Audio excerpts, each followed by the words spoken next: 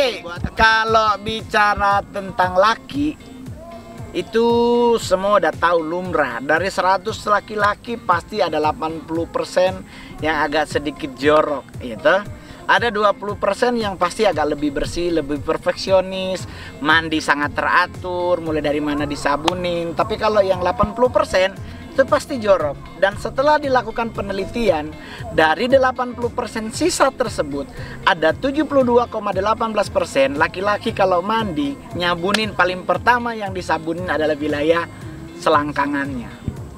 Ada yang mandi nyabun pasti kepala dulu gitu kan, ada yang ketek dulu, tapi 82% pasti ke bawah dulu bro, baru ke atas. Nah itu paling berbahaya kalau nyabunin paling pertama di area yang sangat sensitif, karena pasti belum langsung mandi akan melakukan tindakan-tindakan yang di luar akal kesehatan, gitu. Jadi buat teman-teman kalau mau mandi, yakinkan dirimu masuk kategori mana. Kalaupun akhirnya itu terjadi, jangan lupa disiram, dibilas, karena takutnya nanti ada yang sisa di tembok diambil kecoa, akhirnya kecoa hamil. Nanti kalau rumah mati lampu ada yang manggil papi. Terus yang kedua, joroknya laki selain mandi adalah buang air, khususnya buang air besar. Yang sangat 20% yang sangat bersih, kalau dalam hal buang air besar diritmein, gitu, pakai ngedemnya berapa kali gitu. Tapi kalau yang cowok jorok yang 80% ini, kadang etikanya hilang, ya gitu. Contohnya, orang kalau di kamar mandi, apalagi dengan kita sebagai negara terkepo nomor 2 di dunia yang nggak boleh dengar orang kentut, itu menjadi sangat absurd di saat lu mau buang air besar, nggak mikir kalau di luar ada orang atau enggak. Karena terbukti Indonesia ini negara hebat, tapi kalau dalam hal kentut orang penasaran loh bro. Ya kan, negara lain kayak Prancis bom meledak orang kabur semua. Tapi Indonesia Sarina meledak nggak nyampe 12 menit orang numpuk di Jalan Sabang, di Jalan Tamrin. Karena kepoknya kita tinggi, dan itu juga terjadi di saat kita mau buang air kecil atau air besar. Saya sekali waktu pernah di sebuah mall bintang 5 Diamond lagi pipis di urinoirnya ada 5, dan situ ada 5 cowok pipis bareng-bareng. Tahu-tahu di belakang bunyi put. Dan lu tahu nggak, kita berlima itu nengoknya langsung sama-sama ke belakang. Dan gue kasih tahu buat lu jangan pernah merasa bangga. Sejujurnya yang kentut tadi itu juga punya rasa berdosa. Dia pasti ngomong, kenapa bunyi? Harusnya kan jangan bunyi, tapi karena terpaksa bunyi ya udah. Dan karena keponya kita penasaran, nungguin orangnya keluar, dan orangnya keluar kita komen, oh lu.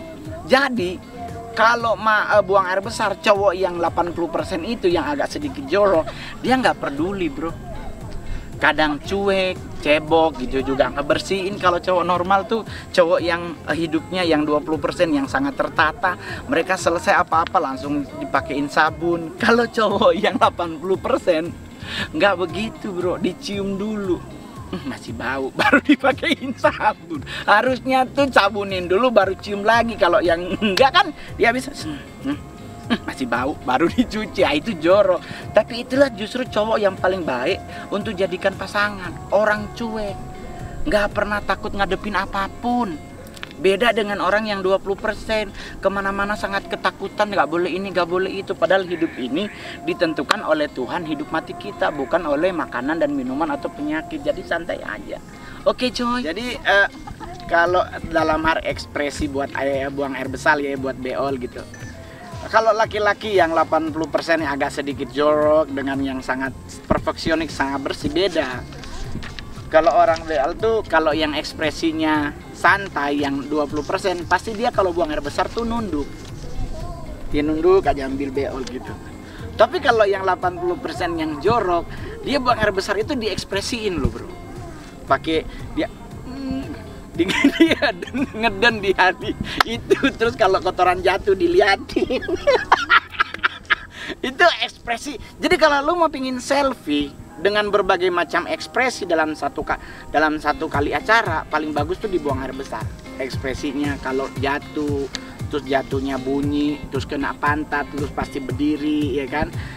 terus ekspresi lu lagi ngedem dia nggak keluar, ekspresi ngedemnya lu lagi sakit banget keluarnya gitu. Itu ada ekspresi tertentu dan itu paling bagus banget kalau lu bikinin dalam bentuk selfie gitu. Jadi kalau lu pingin selfie di tempat yang eksotik, nggak usah ke jauh-jauh, bener, toilet paling keren, serius lu bro. Apalagi ya kan dia jatuh, nggak semua gitu. Ada yang nempel. Pasti lubang airnya ekspresinya digoyang-goyang. Kalau itu gua sih, mudah-mudahan lu enggak. Yang paling terakhir adalah begini. Yang namanya manusia, laki-laki itu cenderung jorok dari dulu. Ya kan? Jadi kalau laki-laki sangat bersih, nah itu laki-laki yang memang sangat bersih. Dan itu juga kita nggak bisa salahin. Gitu. Tapi kita juga nggak bisa bilang oh orang jorok itu laki-laki yang nggak berpendidikan. Nggak juga, berpendidikan atau tidaknya seseorang kenalnya sih lebih benarnya dari otaknya. Orang yang hidupnya santai itu lebih enak bro, sama kayak gua gitu. Gua mau nyantai mau apa gua nggak pernah ribet. Yang penting gua gak ganggu orang, gua nggak ngerecokin orang, gua nggak memberatkan orang dan lain-lain sebagainya. Jadi nyantai aja bro.